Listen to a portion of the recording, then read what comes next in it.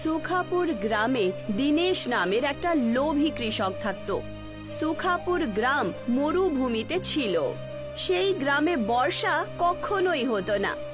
গ্রামের লোকেরা গরম আর শুকনোর কারণে খুব বেশি অস্থির থাকত।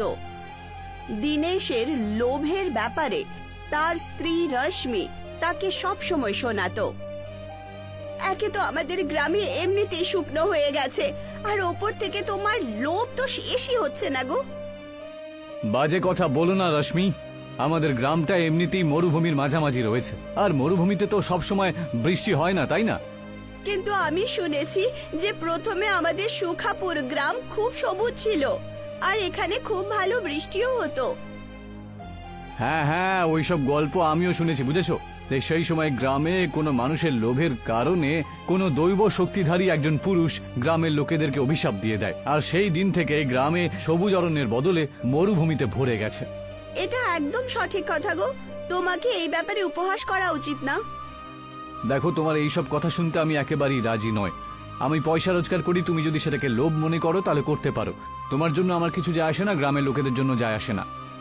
এইটুকু বলে দীনেশ রাগের চোটে নিজের বাড়ি থেকে বাইরে বেরিয়ে যায়। সে বাড়ির থেকে কিছুটাই দূরে গেছিল। তক্ষুনি গ্রামের প্রধান দীনেশকে দেখে। দীনেশ প্রধানের কাছ থেকে মুখ চুরি করে লুকোতেই যাচ্ছিল। তক্ষুনি প্রধানের আওয়াজ তার কানে চলে আসে। এইভাবে মুখ লুকিয়ে পালিয়ে কোথাও লাভ হবে না দীনেশ। এমন কোনো কাজ কেন করছো না কি যখন আমার সাথে কথা বলতে হবে আমার চোখে চোখ রেখে কথা বলতে পারবে? এমন কোনো ব্যাপার নয় প্রধান মশাই, আমি শুধু আপনাকে দেখতে পাইনি। মিথ্যে কথা বলো না দীনেশ, আমি পরিষ্কার দেখতে পেলাম যে তুমি মাথা নামিয়ে আমার থেকে দূরে চলে যাচ্ছিলে। আমি এমনটা কেন করব বলুন তো? কারণ পরশু তোমার নামে বীর্য আমার কাছে নালিশ জানিয়েছে। ও আমাকে বলেছে যে তুমি কিছু পয়সার লোভে নিজের একটা ভাঙাচোরা জিনিস ঠিক বলে ওকে বিক্রি করেছো। এটা একেবারেই ঠিক নয়। বীর্য হলো একজন গরিব মানুষ, চাষি। তুমি এটা ভুলে যেও না যে তুমিও একজন চাষি। আমি চাষির সাথে সাথে একজন ছোট ব্যবসায়ীও। আর প্রধান মশাই, ব্যবসায়ীতে এসব হয়। আর এমনিতেই বীর্য কোনো সাধারণ বাচ্চা তো নয়, তাই না? ও যথেষ্ট বড় হয়েছে আর যথেষ্ট বলশালীও বটে। আমি এই গ্রামের প্রধান দীনেশ, শুধু তোমার বইয়ের মুখের দিকে চেয়েই আমি চুপ থাকি, কারণ ওর ব্যবহার খুব ভালো। তোমার স্ত্রীর মুখটা যদি না থাকতো তাহলে তোমাকে এই গ্রাম থেকে আমি বের করে দিতাম, বুঝলে? আপনি হতে পারেন গ্রামের প্রধান, ঠিক আছে, কিন্তু তার মানে তো এটা নয় যে আপনার মনে যা হবে আপনি তাই করতে পারেন। এসব প্রধান জমিদারের যুগ চলে গেছে। আজকের যুগ হলো কোর্ট এইসবের। আমার উপরে যদি আপনার এতই রাগ থাকে তাহলে যান না, গিয়ে কোনো কোর্টে আমার নামে আপনি তো একটা কেস করতে পারেন, তাই না? এইটুকু বলে দীনেশ ওখান থেকে চলে যায়। আর প্রধান রাগের চোটে দাঁত পিষতে পিষতে বলেন, জানি না ও নিজেকে কি মনে করে। একদিন আমি ওকে উচিত শিক্ষা দেবই দেব। আসলে দীনেশ একটা লোভী টাইপের কৃষক ছিল।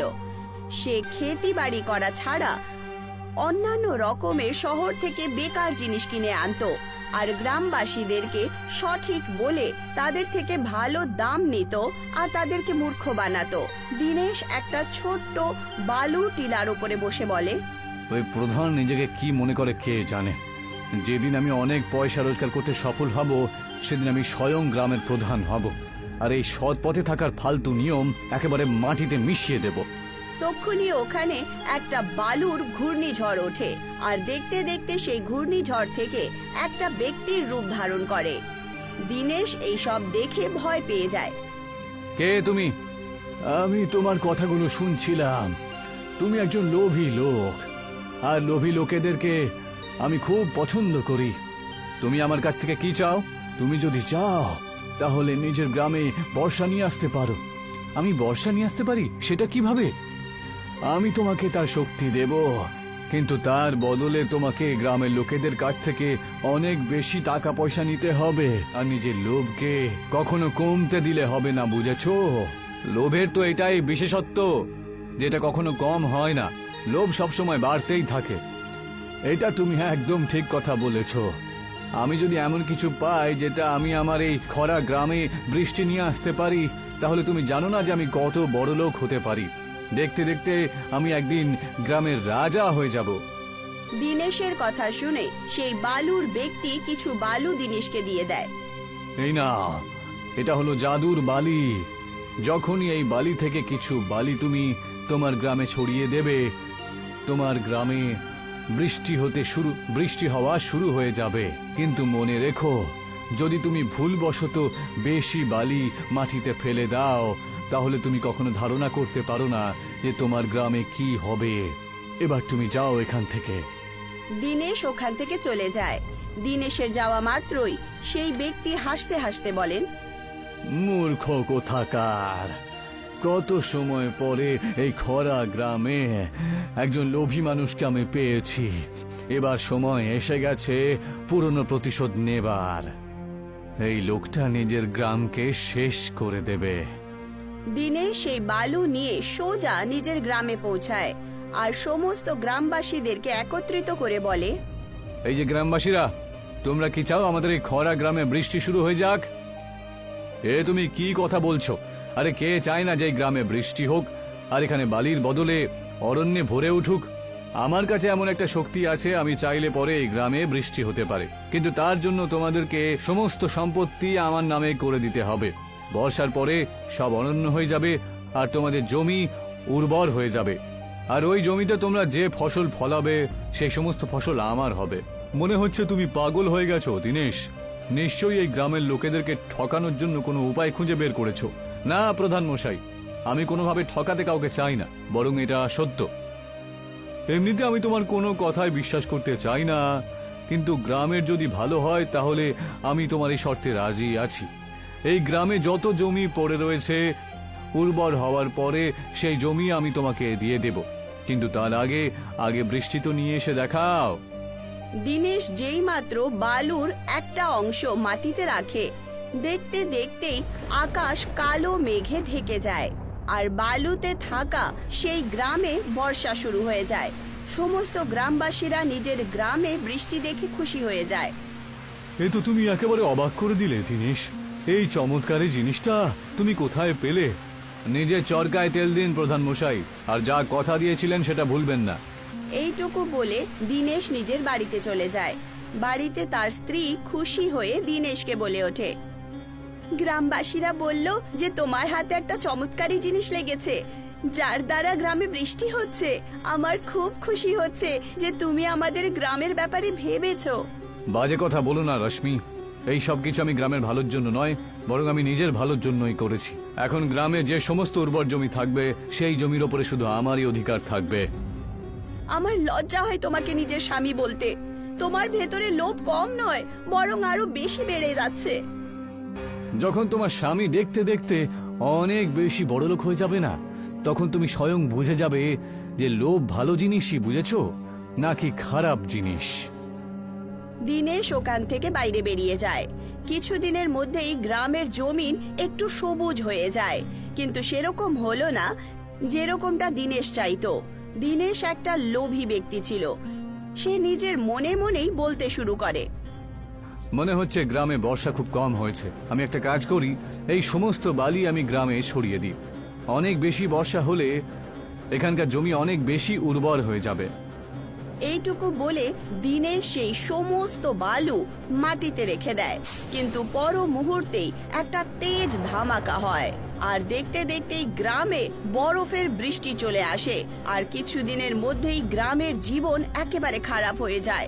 গ্রামে এখন খুব বেশি ঠান্ডা হয়ে যায়, সমস্ত ঘর নষ্ট হয়ে যায়। এই সব দেখে দিনেশ সেই বালুর টিলার কাছে পৌঁছায়। কোথায় গেলে তুমি বালির লোক? তুমি তো বলেছিলে যে আমি বড় লোক হয়ে যাব, কিন্তু আমার জন্য কে জানে কতজন লোক যে শেষ হয়ে গেল। তার উপর আবার সারা গ্রামে বরফের বন্যা এসে গেছে। সমস্ত গ্রামবাসীরা ঠান্ডায় থরথর করে কাঁপছে। কিছুক্ষণের মধ্যেই সেই বালুর ব্যক্তি দিনেশের সামনে চলে আসেন। তোমাকে আমি বলেছিলাম যে ওই বালির ব্যবহার বেশি করবে না, কিন্তু তুমি একজন লোভী লোক। তোমার গ্রামবাসীরা তোমার এত বেশি লোভের কারণেই ধ্বংস আর নিঃস্ব হয়ে গেছে। আর ওদেরকে যন্ত্রণা পেতে দেখে আমার খুব ভালো লাগছে। তুমি বলতে কি চাও? আসলে কোনো এক সময় আমি তোমার গ্রামের প্রধান ছিলাম।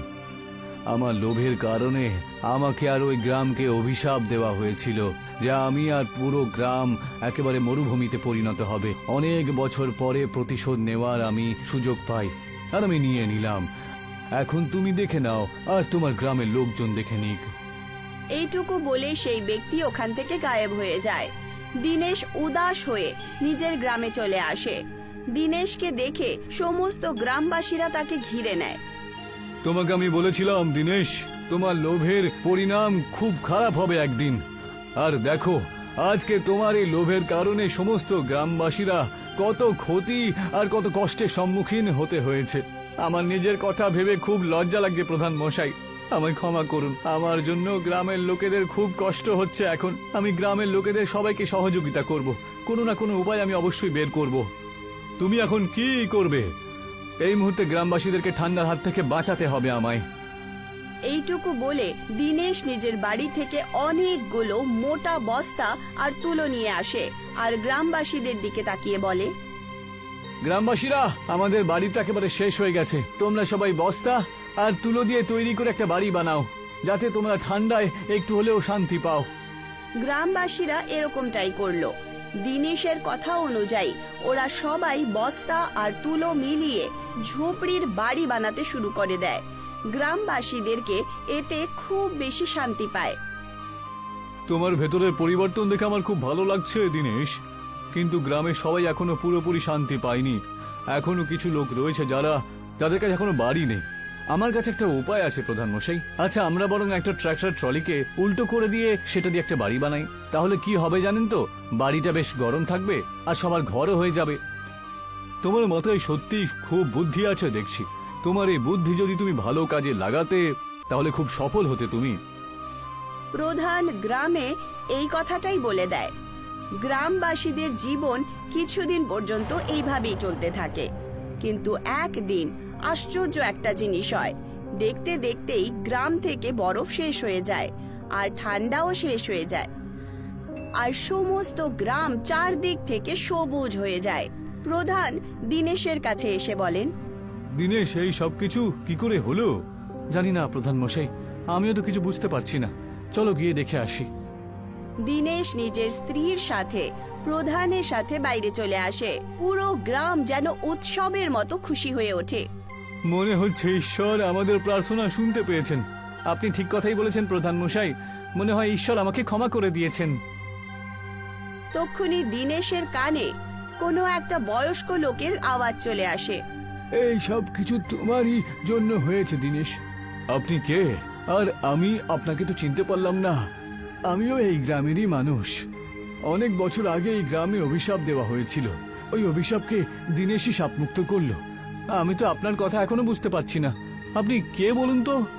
অনেক সময় আগেকার কথা এটা। একজন সাধু এই গ্রামে এসেছিল।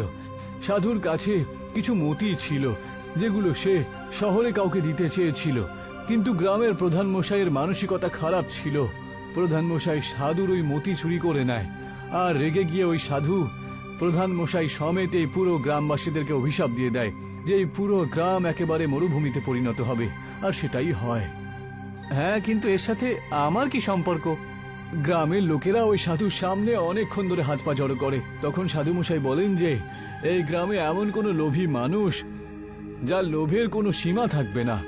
যখন সে শুধরে যাবে আর ওর মনে গ্রামের লোকেদের জন্য ভালোবাসা তৈরি হবে আর ওর লোভ পুরোপুরি সমাপ্ত হবে, সেই সময় তার অভিশাপ ভেঙে যাবে। আর তাই হলো আর কি। এইটুকু বলে সেই ব্যক্তি ওখান থেকে চলে যান আর গ্রামে সবাই খুশি খুশি থাকতে শুরু করে।